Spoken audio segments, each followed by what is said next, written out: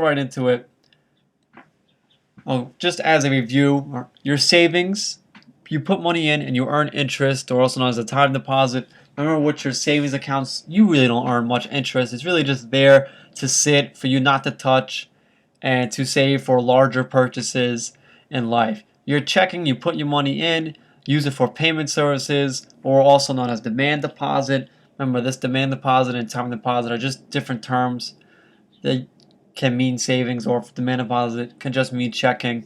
Your checking you're using almost every day, swiping your debit card, and instead of just holding cash on you, we put it in a checking account. And we know that checking accounts are a lot safer than holding cash, and we talked about that in the past. You could link these two accounts to avoid overdrawing. We know that's as insufficient funds when you try to pay for something that you don't have enough money in your account. I have this with PNC where my overdraft protection is if I try to purchase something with my checking and I don't have enough, PNC automatically takes money out of my savings to make up for the money I don't have in my checking when I go and I swipe my debit card. And that's their form of overdraft protection. So if you have a savings in a checking account, they link it. So whereas if I'm trying to pay something I don't have much for, they just bring the money over from one account to the other so I can purchase the item and not overdraw. Just a benefit that some banks do have. When you're choosing a savings and checking account, in my art track class, I'm looking to get to that activity, but we do have our test this week. That goes for both tracks. But talking about savings and checking accounts, and I just had to do this myself last year, around last June when I switched to PNC, you want to consider restrictions. How much do you need to have a minimum balance? Is it 100, 200, or is there none? Do I have to make so many payments? Do I have to swipe my debit card so many times? Do I have to use their ATM machine so many times a month? So you want to see on their restrictions. Secondly, really look at their fees and charges. And you saw that with the Do Now Journal example today in class where the person spent over $250 or around $250 on ATM fees in a month. So look at their ATM fees. Look at their fees when you want to transfer money. Look at any fees in terms of writing checks. You only have a certain amount of checks you can write. Or there are certain many times you can transfer money. I believe TD Bank had a certain amount of times I can transfer my money over from my savings to my checking, or they would hit me with a fee. Look at interest rates. All right, and that's our rate of return. Remember, your rate of return is just a percentage of the money that you made in interest.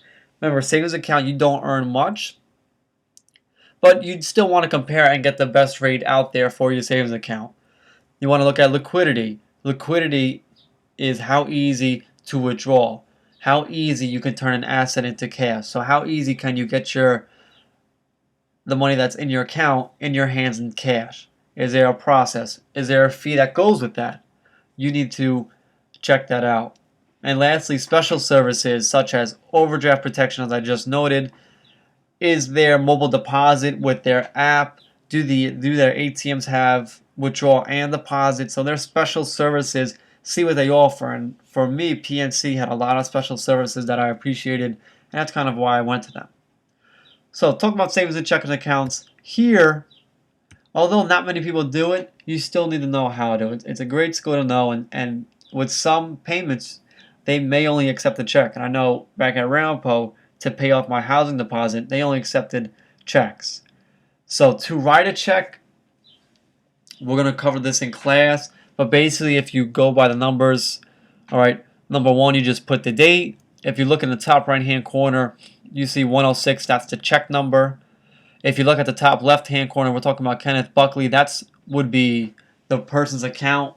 If you had a check, your name and your information will be there. If you look at number two, paid to the order of, that's the payee. That's who is receiving the money.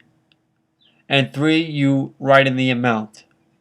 If you look at four, outside of writing the amount, you also have to write the amount in words. And we put the change over 100. Since this check was for $25, we only put 00 over 100. If it was $25.10, you'd put 10 over 100. If you look at 5 in the lower right-hand corner, that's where you sign it.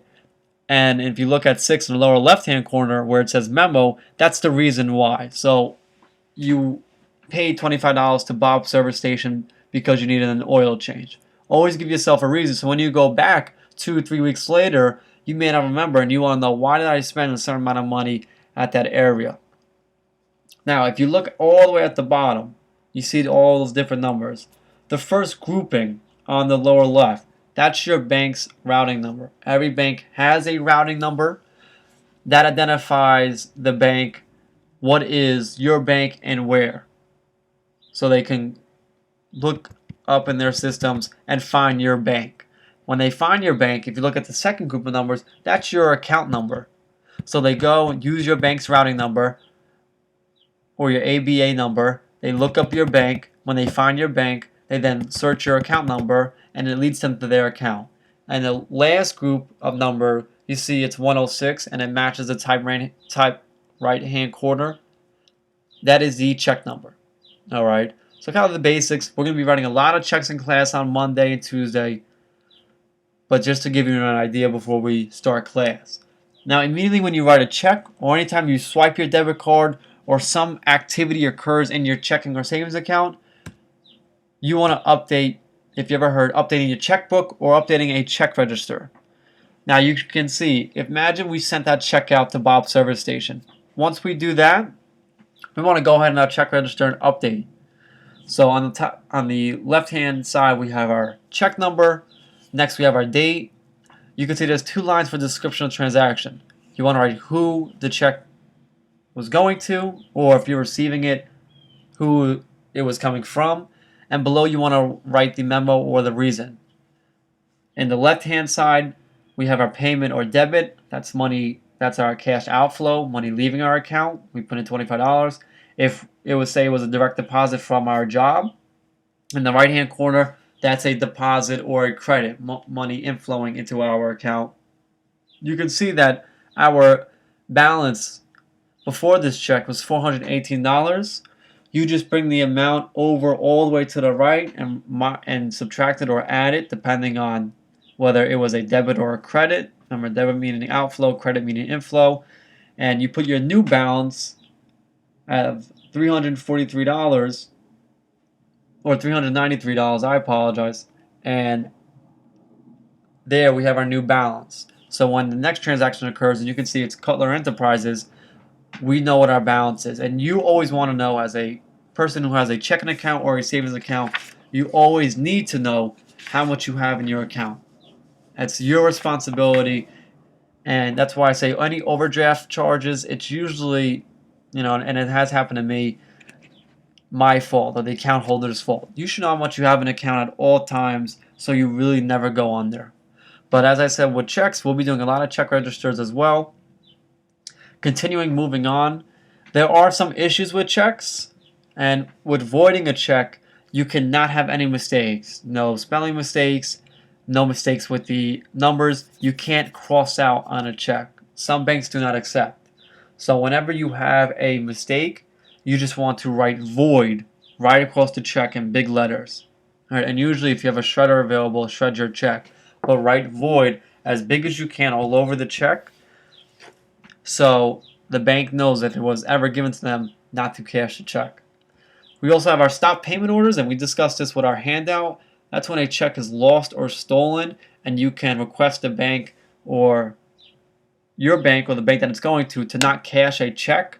But usually that comes with a fee, and we saw in the handout it was, I believe, $20 to $25 fee. So something to be aware of. Fortunately, I never had to issue a stop payment order, but it does occur. And just as you're looking at your checking and savings accounts, when we talk about fees, a fee to look at just in case it were ever to happen to you. Now, making deposits, all right, there's a lot of different ways now to make deposits. Back in the earlier days, or maybe 10, 15, 20 years ago, it was basically you go to a bank, fill out a deposit slip, give them your cash or your check, and they deposit it for you. But now we have so many different types, thanks to the advancements in technology and electronics. You can now just scan a check at an ATM, or you could just scan a check at your own home with your cell phone and deposit into your account. And it's just amazing the different ways we can now make deposits. So, and I told you with taking pictures of the checks, always want to keep your check on handy, but just know all different ways you can make deposits. Some people still prefer to use deposit slips, and at certain times, if I have a lot of cash on me, I'll go to my bank and walk in and fill out this deposit slip. But now you can just drive up to an ATM and deposit your cash at an ATM now without actually having to go inside. So just many different ways to deposit now. Make sure when you do make a deposit, you have to include your endorsement, and that's the signature of the payee. That's you, the party whom the check has been written to. So whenever you have a check, you have to sign the back of it, because that is your endorsement, and it's okaying that these transaction occurs when you hand it to the bank teller. But do not endorse the check until you're ready to cash it or deposit it. I would wait until you actually get to the bank. Because if you sign it at home and then you're driving to the bank and you lose it, once you sign the check, now there's a lot of identification being asked. But if that's check signed and it's your signature and it matches the front, someone can cash your check. So I would wait until you're absolutely ready at the bank to cash it or to deposit it, just to be safe and sorry.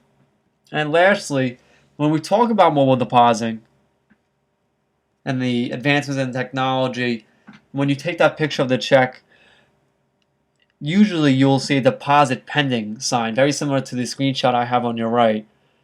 You just want to remember that you don't have access until the check clears. So just because it's pending doesn't mean you have access to, and in this case we have a $35 check. Alright, and it tells you at the bottom in this example that funds are normally received within 2 business days, and at that time the bank will clear the check and you'll have your money. So just to be aware, just because it's pending, you don't have your money yet. If there's ever it's taking a very long time for it to pen, a week or so, call the bank, but make sure you hold on to their check just in case something happens. And if they ask for it and if you don't have it, you're kind of